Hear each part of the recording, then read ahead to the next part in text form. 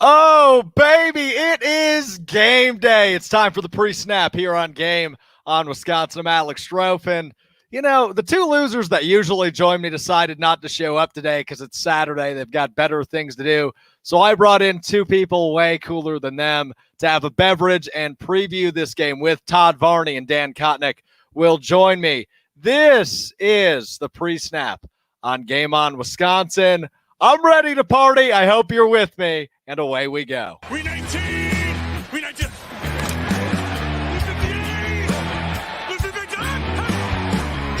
Hey, Rex! Yeah. We 19! Can't. Oscar! Turbo to the...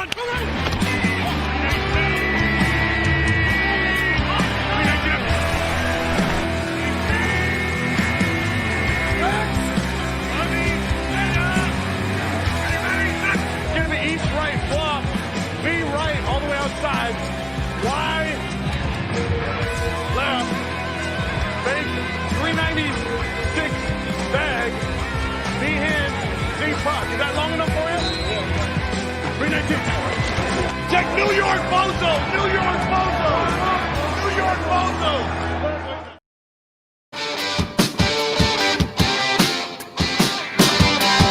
Oh, yeah, baby. It is game day. Saturday night is all right for Fightin, as Elton John plays us in on a Saturday night. Welcome in to the pre-snap here on Game on Wisconsin. My name's Alex Strouf. In the top left, to my right, Todd Varney at the Todd V on Twitter. And below me, it's Dan Kotnik at DK all the way on Twitter. The Packers at 10-3, the NFC North champs, play host to the 4-9 Carolina Panthers. Whoo, it's game day. Gentlemen, how are we feeling? I am fantastic. I would be much more fantastic if the Badgers pull out the win here to start this night off, just rolling hot for us. I love watching Minnesota miss field goals. I could do it all day long. So they just did that on their first possession. And it's college football overtime. Those are the best rules for any overtime anywhere, 100%. Right? By 100%. Like, it's incredible. Yeah, the Badgers. I should get the right team. The Badgers in Minnesota, the Gophers, for the Paul Bunyan Axe in overtime, tied at 17-all. Dan Kotnik also with us. What's up, DK? How are we, buddy? Happy game day. Happy game day, man. You guys, it's so cool. Like, you guys can play for an axe, and like my guys play for championships. Yeah. It's so yeah. This is why no one likes you, Dan. Yeah, thanks for coming, Dan. No, really good to chat. Peace, everybody. It was cool. Yeah, it was fun. It was fun. But yeah, Ohio State getting scared there in the first half against Northwestern in the Big Ten championship game. But able to pull it out, a win of 13 for the Buckeyes. So you're in again. How are you feeling about that, Dan? I mean, the Buckeyes, they'll be in. I mean, you don't have to be worried. Oh, I'm sure. I'm sure they will be. Look, here's the thing. Like, I don't know if it's just because of today, and I'm sure Badgers fans can probably relate to this as well. I don't know if I like my Saturday NFL games combined with college game days as well. Like, college game days, like the Saturdays are supposed to be done now. I don't want to start my Saturday going through that kind of game. And it's got to be even worse for Badger fans, because you guys you're finishing up an overtime game against your biggest rival, and then you get like a half-hour turnaround and then have to worry about a night game at Lambeau. Like, this is not cool. I am 100% not having a good time. Yeah, and I'm definitely paying attention to what we're doing on here right now. I'm not focused up here on the good news is my TV is right behind my camera. So if I'm looking at the camera, I'm actually not. So let me ask you this then, Todd. Are you like an elite multitasker, or are you like me? I can't multitask for shit. I am elite at nothing except procrastinating. Okay, yeah, that's one of my many things. So, no, I can kind of listen. I'm used to listening to Dan just kind of go for a while. So you just put a quarter in him and let him go, and I'm going to watch what's happening here. But yeah, I don't like the NFL on Saturday, especially a night game. Like, Saturdays to me, they're like Dan said, it's college football. The Badgers are the only team I pay close attention to and then just kind of float through the rest of it. And so my Saturdays are usually pretty relaxed and chill, but I've been like all day, just like, come on, let's go. You sent this link out at like 4:00 for this. And I think we all said, let's just start it now. Let's go. We're ready. We've been ready. Yeah. I mean, it has felt like a tease, man. We're being teased for the real thing. Buffalo and Denver playing in the NFL right now, but that ain't Green Bay, baby. That ain't what we're here for. We're here for the real entree, and that will be our Saturday night matchup between the Carolina Panthers and the Green Bay Packers. Appreciate you all tuning in. The live chat wide open on Facebook, Periscope, and YouTube. Send us your thoughts, questions, and all the in-betweens. Happy to feature some of those throughout the way as we're with you for the next 40 or 45 minutes to preview this one between the Packers and the Panthers. Alex Strouf alongside Todd, Varney, and Dan Kotnik here on the pre-snap, presented by Game On Wisconsin and GameOnWisconsin.com at Game On WI on all socials. So, guys, the big headline coming into this one is all surrounding the Panthers offense. We've got 2 tackles out. We'll get there. But the big one, of course, Christian McCaffery, the all-pro running back, inactive. In this one, Mike Davis will take the lead back role for the Panthers. Definitely doesn't hurt because we've talked about it plenty of times throughout the season. The Packers struggle against really good running backs. We saw it against Dalvin Cook. We anticipate it next week against Derrick Henry. David Montgomery even looked like a saint at one point against the Packers defense this year. So we never cheer for somebody to be hurt, but this definitely helps the Packers with Christian McCaffery out. Dan, go ahead and describe what this means for the Packers D. I mean, it just makes makes the game so much easier because Christian McCaffery is an absolute game changer for this Panthers offense. I mean, like he would be in any offense, but like especially with this offense because they have so few other weapons outside of him. Like I know that Curtis Samuel has been one of Teddy's top targets. Like recently, I think DJ Moore's coming back this week, which will be big for them. But like outside of that, like Mike Davis is a good running back, but he doesn't necessarily scare me like the way that Christian McCaffery does. And Teddy doesn't have that same. He doesn't have that same like Colin. I always want to just relate it back to Colin Kaepernick because like that was the first one that really stuck out to me as like the mobile quarterback we always have trouble with. So we have trouble with, Maybe the Badgers won, not to cut you off. The Badgers just take 20-17, the Axe back in Madison. Give me that Axe. It's all back. Go ahead, Dan. I'm sorry. No, that was important. I'm busy watching. Do you guys remember the show like Detroit Pawn or whatever that was on A&E for a hot second there? I remember Pawn Stars. This was like a knockoff. This is like a knockoff version. Apparently they're in town in Detroit and they have local ads. So it's weird seeing TV stars with local TV ads. Sorry. We're all over the place. My heart stopped for a second. I thought you were going to start going on about MASH again when you said TV show. It was a baby. That's to wrap it all up and bring all the loose ends back together. It's a big sigh of relief because Mike Davis and Teddy Bridgewater, like they're scary enough to be able to compete, but Christian McCaffrey just adds a whole other wrinkle to it. Of course. And Dan, it's been interesting listening to the commentary surrounding Christian McCaffrey, Mike Davis. We're going to get Todd's thoughts on Mike Davis. What do you know, Todd? If you know nothing, tell me nothing. But what do you think Mike Davis does? Does he still present that presumptuous thought we all have around, the Packers running game? Do you think Mike Davis will be a problem maker tonight, if you will? I think he could be with this offense. I mean, he's got just over 900 yards of total offense. So he can catch a ball out of the backfield and he runs. And we've had a hard time our defense has all season with both of those things, giving guys a check down little valve. When we get in that zone coverage, that just seems to be there and getting it out to running backs. I think we can all have a flashback of that Kamara reception that he ran. He's still probably running. And just having a running back, it's kind of what they do. He's got 550 some yards on the season. So he's definitely not Christian McCaffrey, but like Dan said, there's not a lot else going on this defense, but they do have some guys on the outside, Robbie Anderson, Curtis Samuel, and then DJ Moore. I mean, they can take the top off the defense. So you got to respect that. and we've seen our run defense be a liability. So a liability. Mike Davis could have a good game. Yeah, a liability indeed, 100%, Todd. And it'll be interesting to see. Obviously it's a step down from that Christian McCaffery level that Mike Davis brings, but definitely has still had a solid year as an RB2 in that Carolina offense. But overall, I'm excited to see DJ Moore come back for the Panthers offense. I'm repping Jair tonight. I think, he'll be matched up with Moore, so it'll be interesting to see, what he's able to do. But I want to flip offenses. I want to talk about the Packers because they've been bringing the juice lately. Has the Packers offense. They've looked good, scoring 30, it seems, almost every week. What are the expectations tonight? Technically a short week, but a Saturday night affair against the Panthers.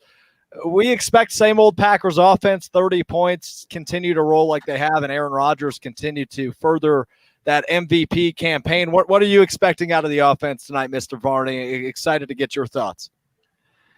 I expect them to continue rolling. I mean, we've seen them, even the games at Lambeau when they've had strong wind. I mean, it wasn't Rodgers that necessarily had poor days. I mean, he missed a few throws, but he still performed it in those.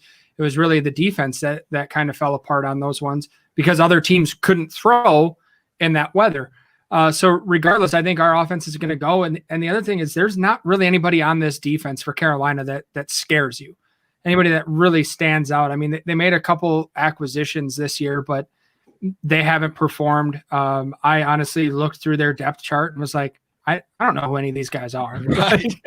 There's nobody that jumps out on the stat sheet. So yeah, I don't see anybody that really presents a problem for this offense. Right. Dan, go ahead. Tell me what you expect out of the Packers offense tonight. What I expect out of the Packers offense is that they will not come and play football on Saturday night. They're going to play Aaron Rodgers' favorite game. And I've said this before. He plays his favorite game called Who is Your Daddy and What Does He Do? This is going to be a bloodbath offensively, or at least it should be. Like, this is the perfect setup for this offense. There is not a single pass rush that scares me. The thing that the Packers have been doing so well the last couple of weeks is pass the ball.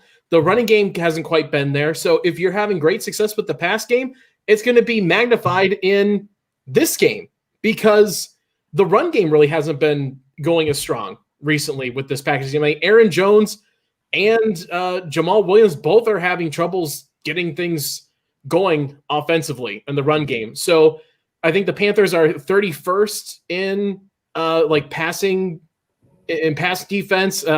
They give up so many third downs. They made Drew Lock look like a MVP last week, who just got his just got pantsed on national television in this game that we're watching right now. So no, there should be no problems whatsoever. Father Aaron should sit this defense down and tell them exactly what they're going to be eating for dinner, because that's what Dad does. He tells you what you're going to eat. You're going to set a table and finish it. He will dictate this game. I didn't think my night would consist of hearing Dan Kotnik refer to Aaron Rodgers as daddy, but I didn't know. Wait, hold on. I don't think I actually called him daddy. I said Father Aaron. Okay. Father Aaron. All right. Excuse me. Daddy it is. But yeah, I guess interesting to bring up both the running back situation and its role in the offense the last few weeks. You mentioned Jamal and Aaron looking to get it going again. We've had the contract rumors for both of those guys come out. We had Aaron Jones, last week on the pre-snap. It was breaking news that Aaron Jones had fired his agent. So a lot going on behind the scenes as well for those guys. But interested to see what they can do against this Panthers defense. And to go back to Todd's point, you read that depth chart, you don't know a whole lot of names. I recognize Jeremy Chin and Brian Burns, and I think that's it. Remember, there's no Luke Kuechly there anymore. So right, different than past years. But yeah, it's thin.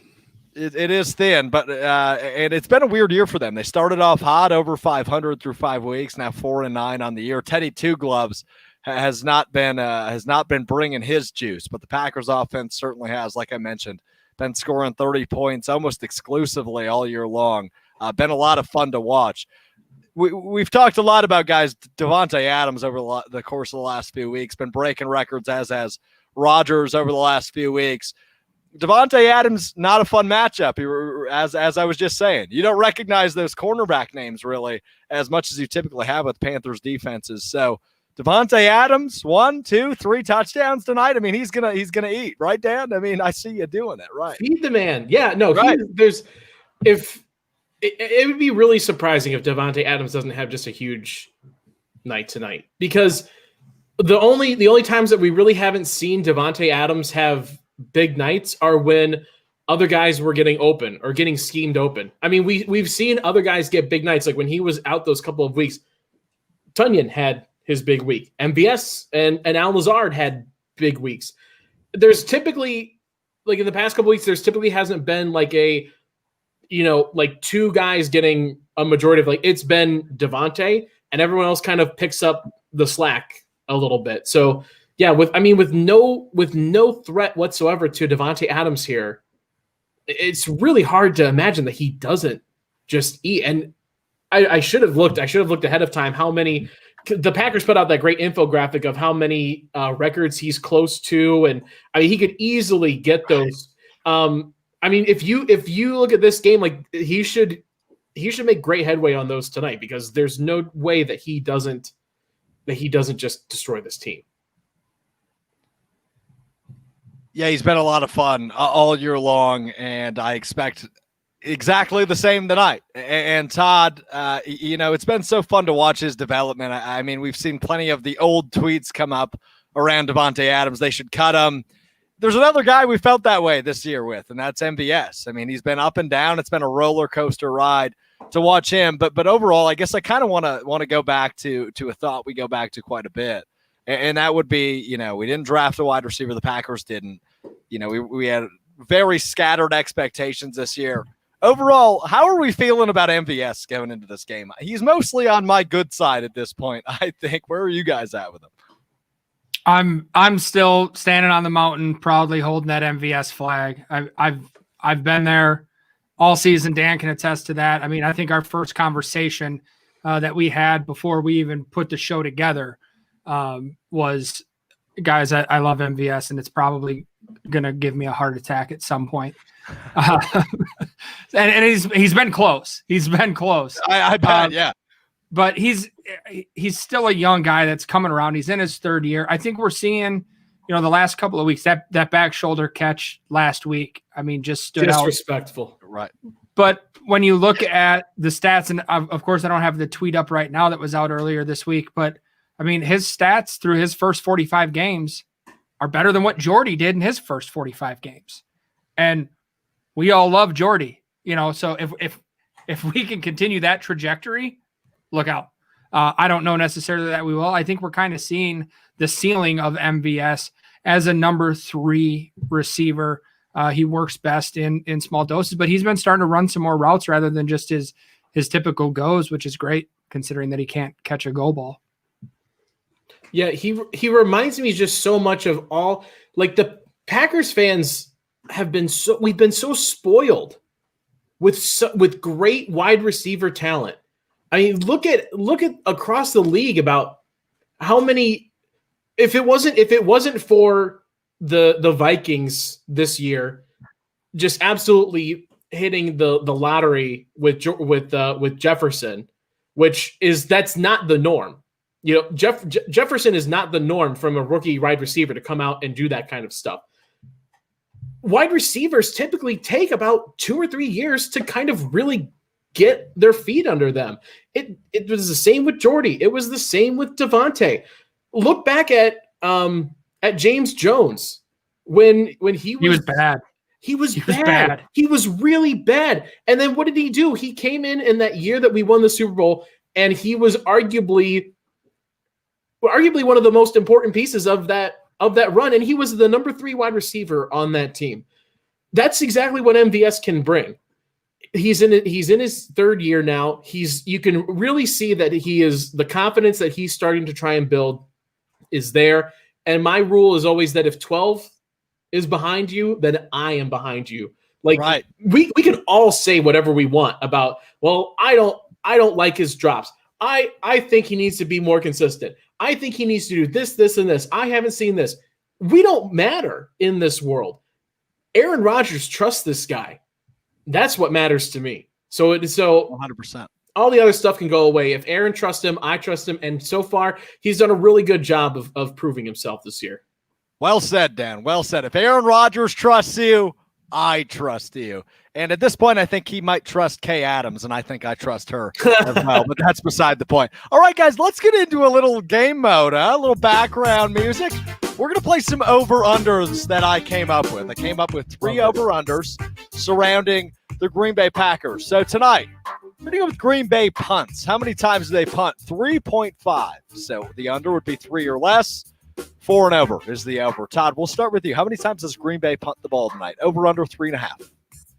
If I have my way, it's 0. Never punt, especially with J.K. Scott. We had mentioned that Josh Jackson was a healthy scratch. I think that says a lot about special teams right there, that, a lot of times you forget Josh Jackson's on the team until you see him standing around after a fair catch and you're like, 37. Oh yeah, that's Josh Jackson. He's still on the team. Cool. Right. Him being a healthy scratch, I think that kind of says a little bit about the special teams there. Dan, everybody knows I'm off J.K. Scott completely. I'm still going to take the under.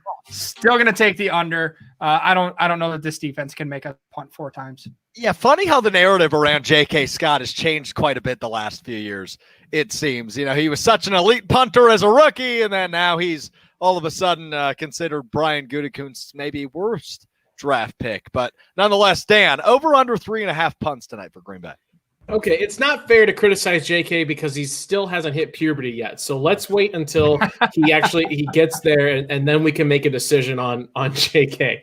No, I do think that I wonder if at the end of this year we're going to hear more about an injury that JK's been dealing with, more, across the season that really hasn't been talked about much, because it sounds like that's kind of what it feels like. Punters usually don't just have, the season that he had and then completely fall off like that for no real reason. I think it definitely doesn't help him as a punter that he knows that the team covering him in front of him is god awful, and that there's chances that he's going to have to make tackles. Not capable. Let's get that capable. out. Yeah, no, not capable. He'll run over to the area and fall over. With all that said, I'll go. I'm going to take the under on this one too. I think that I just can't imagine that there's going to be more than 3 times that this Panthers defense stops the Packers offense in a way that forces them to punt. There may be a little bend and break where they kick field goals or something like that, but I just can't imagine 4 punts against this team. That sounds. I just can't see it. I just can't see it happening. Yeah, that's fair. I will join you on the under against Carolina, especially, Dan. I think you make a good point in that regard.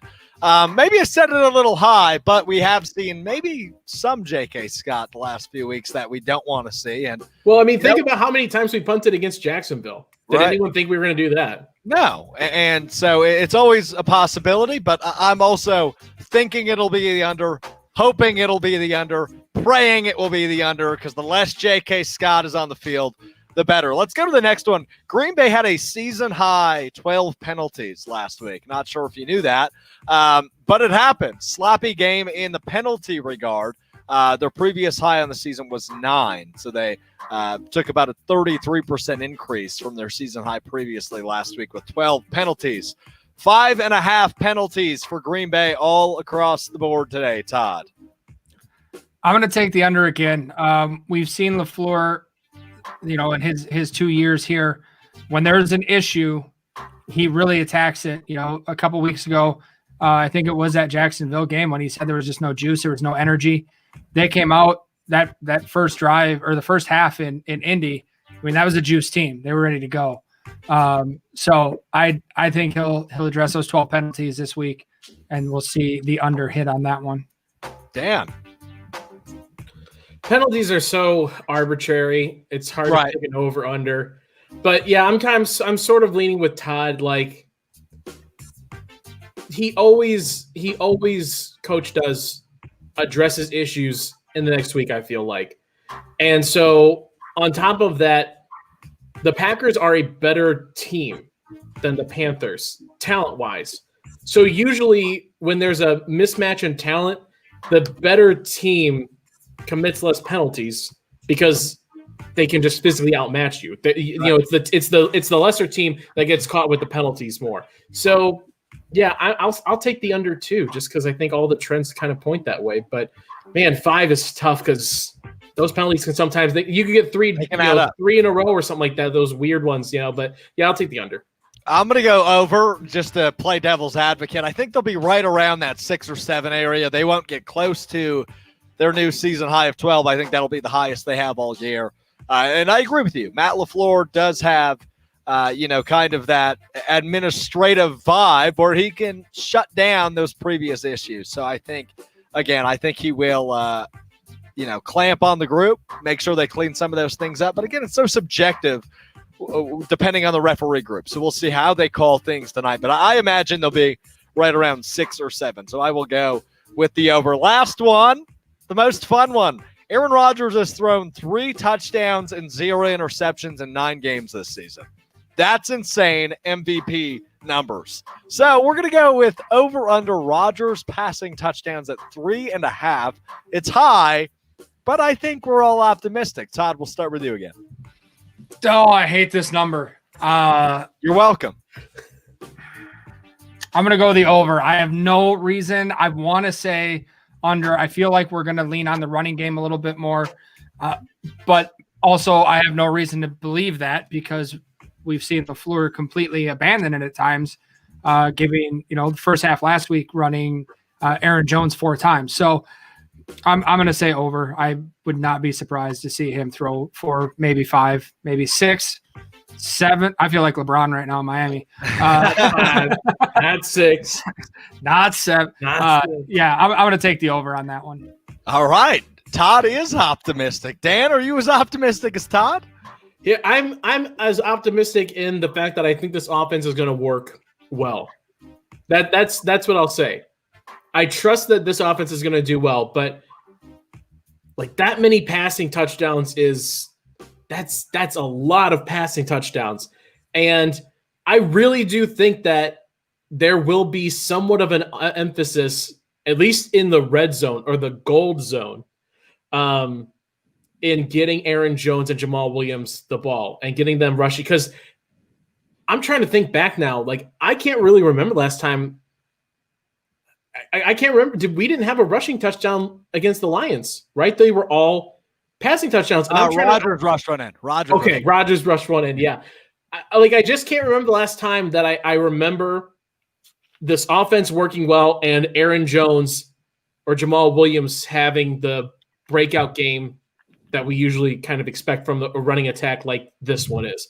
So I think that they're lacking that a little bit, and I think they might probably make an emphasis. So I'm going to just take the under because I think that that they might vulture some touchdowns at the end zone or, or just, something weird might happen. The offense will work. The offense will be fine. I just think it might be spread out a little bit more touchdown-wise.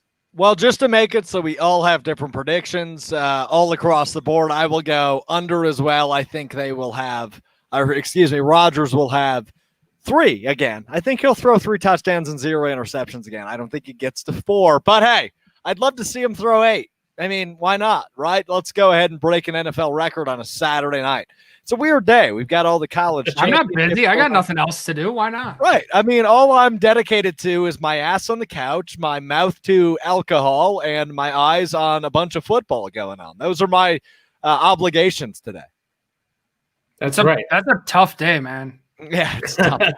Really. Which is the best part about playing on Saturday night or late the off week, because I've talked about this before. There's nothing better than Sunday sitting your ass on the couch starting at 1 p.m. Eastern and not having to change the channel until about 7:45 when you turn off Red Zone and turn on Sunday Night Football. 100%. There's no better feeling. When they do the touchdown montage and you're like, I've seen all of these. I've been sitting here since that one, and I've seen all of them. Great. This is fun.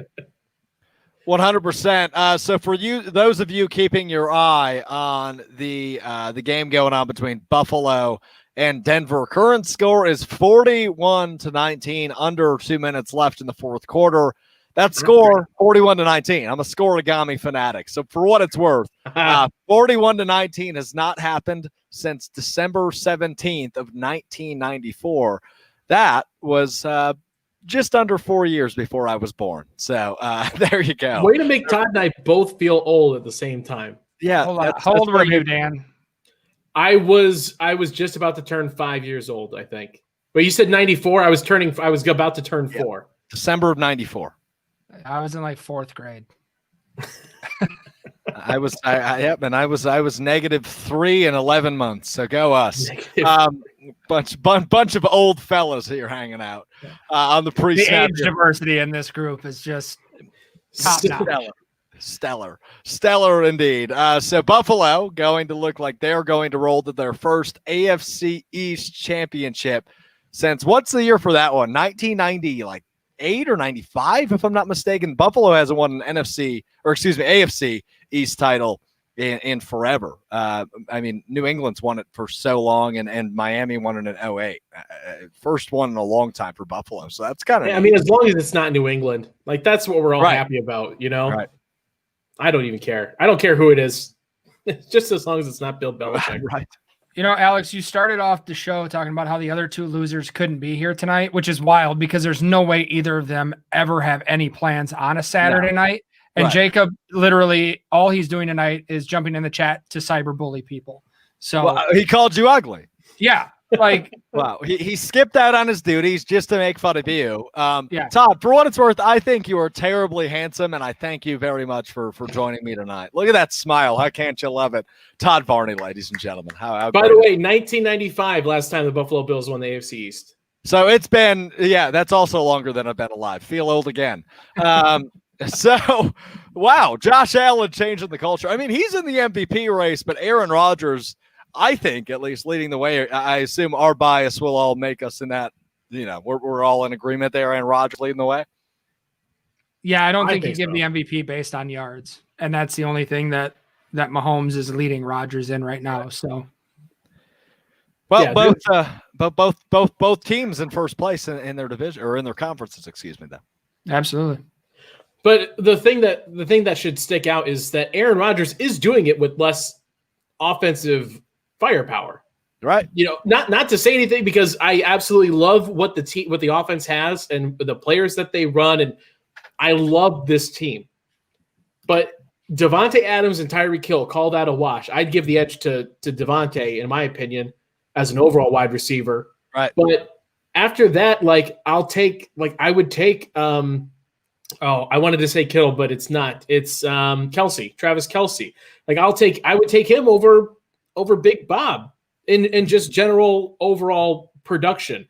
Clyde Edwards-Helaire, I think that he's fun. I think just as an overall, the talent is a bit of a wash. It's a bit of a wash at the top, and then I think the edge goes to Patrick Mahomes, at least in the national conversation. So if that's the argument you're going to make, I think Aaron Rodgers gets the edge in the MVP discussion. Yeah, and last week, obviously, Patrick Mahomes threw 3 interceptions. That helped the Rodgers narrative. But now in a national spotlight, a Saturday night, all eyes on either Alabama or Aaron Rodgers. So it'll be fun to see what he's able to do tonight. But I agree with you guys. I think Aaron Rodgers is in the driver's seat, and let's hope he hits the freaking gas to the floor tonight, hitting over that 3.5 mark I set, and really taking a hold of that MVP narrative. This is the pre-snap presented by Game On Wisconsin and GameOnWisconsin.com. Alex Strouf alongside Todd Varney and Dan Kotnik on the Game on WI Network. And we're hanging out, previewing Carolina and Green Bay for you. Kicking off here in about 25 minutes from Lambeau Field. So, guys, we might as well get into it. Let's dive into this one a little bit deeper. Let's start with X Factors, which I definitely didn't prep you on, so think of them off the top of your head. I want to dive into some X Factors for each team tonight. Let's start with Green Bay. Who do you think the ultimate X factor is for either the offense or the defense? Who will change this game's scenery. Dan, I know you've got probably a couple names whirling through that brain of yours. Yeah, the thing is, I think with X factors in this game, it has to be on defense because the Packers are completely, they should overmatch this Carolina defense. So I don't know if you can call any of them X factors because if they do what they are supposed to do, then there should be absolutely no problem. On defense, it has to be stopping the run for me. And I think it's Kenny Clark. I think it starts with Kenny Clark. We haven't seen the Kenny Clark from years past, especially not the Kenny Clark from last year. The rest of the guys, and he's coming along. This whole defensive line has come along great the last couple of weeks. But Kenny Clark, he needs to just have. I want to see the domination that Kenny Clark has shown in the past. If as the nose tackle, you stop the run and you stop the running quarterback.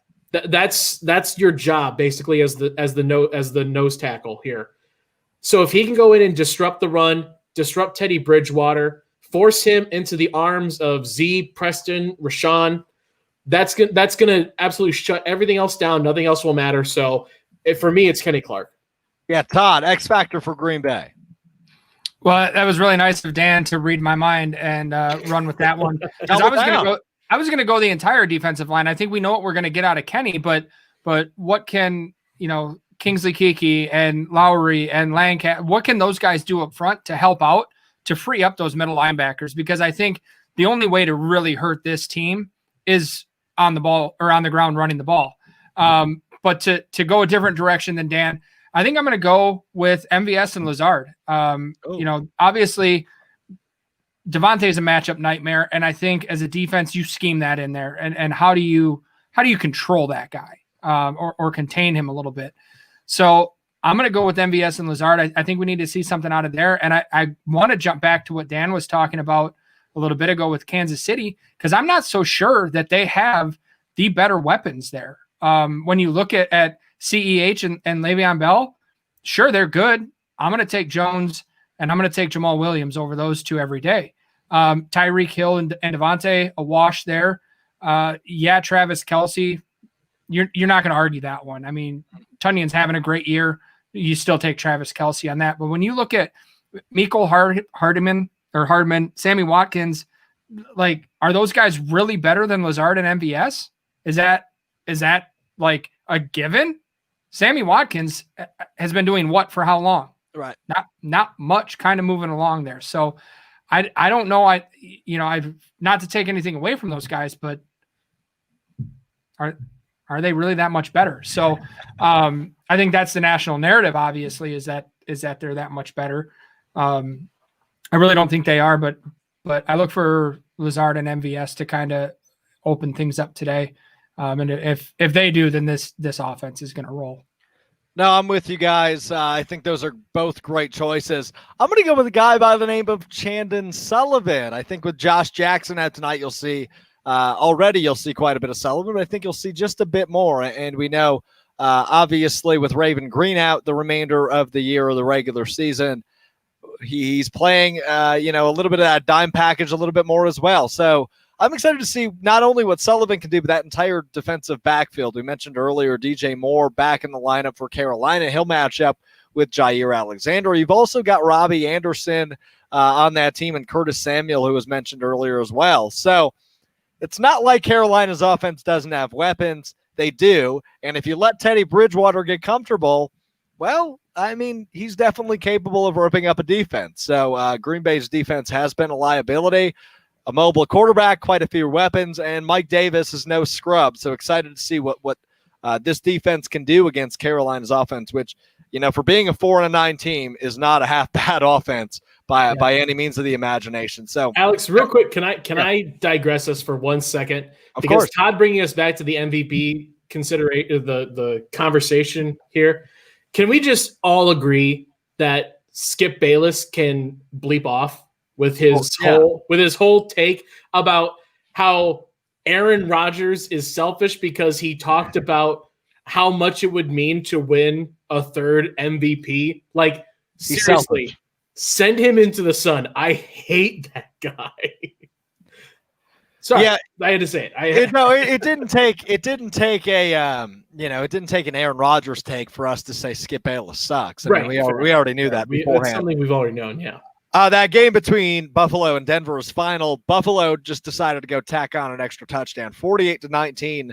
The final. That score hadn't happened since 2007. So we're much. I was very well alive at that point. So we're good there. I love the Scoregami. I just discovered that this year, and it's my favorite. It's my favorite Sunday account. Yes. Yeah, it's fantastic. John Boyce, a genius who works with SB Nation and Secret Base. Really smart guy. He founded that a couple of years back. Great stuff. But anyway, let's move into some bold predictions. Those are always fun, right? If I can find the graphic, there it is. Let's pull it up. Let's dive into some bold predictions. Todd, what's on your mind, buddy?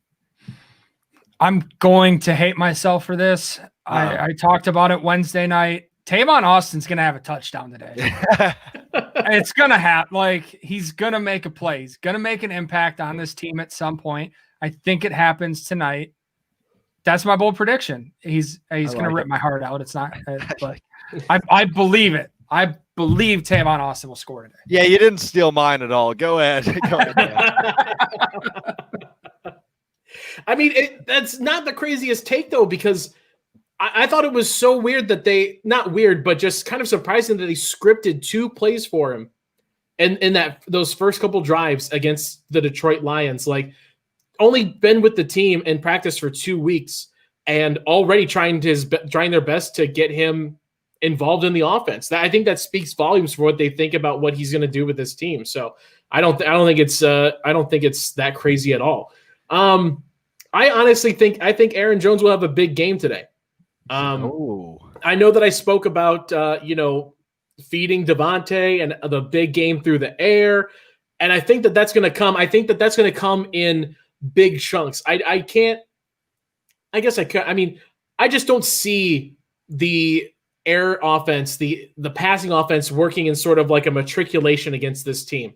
I think the passing game comes in big chunks, 10, 15 yards, in between there, like big plays. This is a defense that you can get big plays on through the air.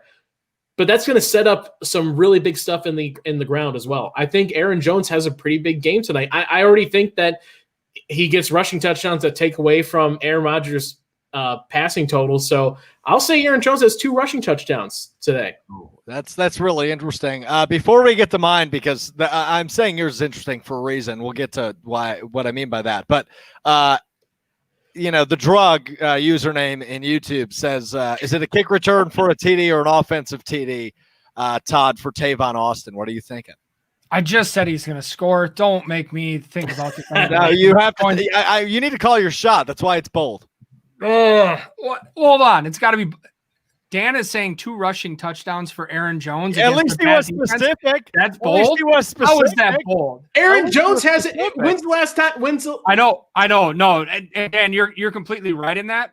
However, how wild is it that after a season like he had last year, that we think that saying 2 rushing touchdowns against a bad defense is bold? But Dan's right, and I will say I'm going to go. I'll narrow it down even more because she's asking kick return or offense. I'm going to say punt return. No, that's a lie. That's a lie. Our special teams is too bad. It's going to be offense. It's a female hero. Okay. Heroin, not okay. Yeah. I know it's spelled different. Hero and heroin. Yeah. Is it hero in E with here? I don't know. I'm not going to. It's pronounced heroin. But you just that's a drug. It's like that's a drug. That's a drug. Todd's right. Yeah, 100%. I was saying it was interesting because my bold prediction will be surrounding a Packers running back as well, but it's going to be the other one because earlier this week our own Jimmy Christensen reported that Jamal Williams' agent was in Green Bay and that maybe there was some contract negotiations going on. So I'm going to go with the other Packers running back scoring 2 touchdowns tonight. I think Jamal Williams gets into the end zone twice tonight, and there is a deal in place within the next week. So not only am I going with, Jamal Williams, I'm double downing with 2 Jamal Williams takes. He'll score 2 touchdowns tonight and get a contract in place this week as well after following his 2 touchdown game that he'll have tonight. All right, well, let's get into it. it's time. It's time for game picks. We need score and the winner. Todd, I've been making you go first all night. Go ahead and lead us off for a final time. So I know that we're talking that this offense is going to roll. There's nobody on this defense that scares us. Uh-oh. One thing with this team, with this Carolina team, 7 of their 9 losses have been by 8 points or less, including 3 points, was it at New Orleans, and 2 points at Kansas City. So they've shown they can play on the road against good opponents. 45-17 Packers. We can't sit here and say that this offense is going to do this much and have that. So. 45-17 Packers. Not going to happen. Oh, I love it. Dan, what do you got?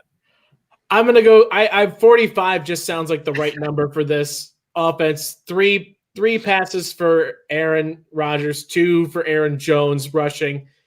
And then throw another one in there somewhere. I don't care where it comes from. Yeah, sure. Tavon Austin runs back a punt. And points to Todd and sitting on his couch. I think 45, like 45. I'll go 45-21 just to be a little bit different from Todd. But 45, I mean, that right in that ballpark range of 3 scores for this Panthers offense and just absolutely double them up on for the Packers. I think 45 might be a bit high, but I won't be far behind you. I'm going to go 38 for the Packers tonight.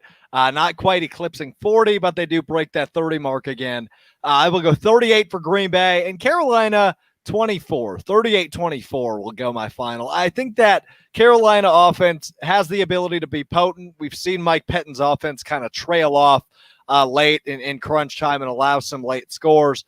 So I think Carolina will never be really in contention for this game. I think the Packers will remain in control mostly throughout, but it'll be closer than maybe the box score indicates, or rather not as close as the box score indicates.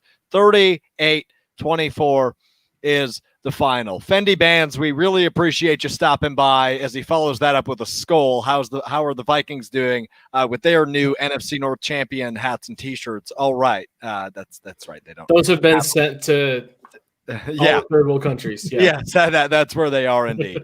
That's Todd Varney. That's sports. I've been called worse. Just run with it. Let's just go to this. Todd Varney to my right. Dan Kotnik underneath me. This has been the pre-snap on Game On Wisconsin.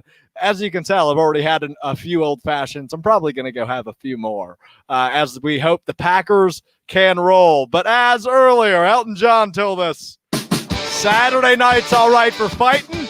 So let's get into one at Lambeau Field. The 10-3 Packers host the 4-9 Carolina Panthers on the NFL Network. Appreciate you hanging out and interacting.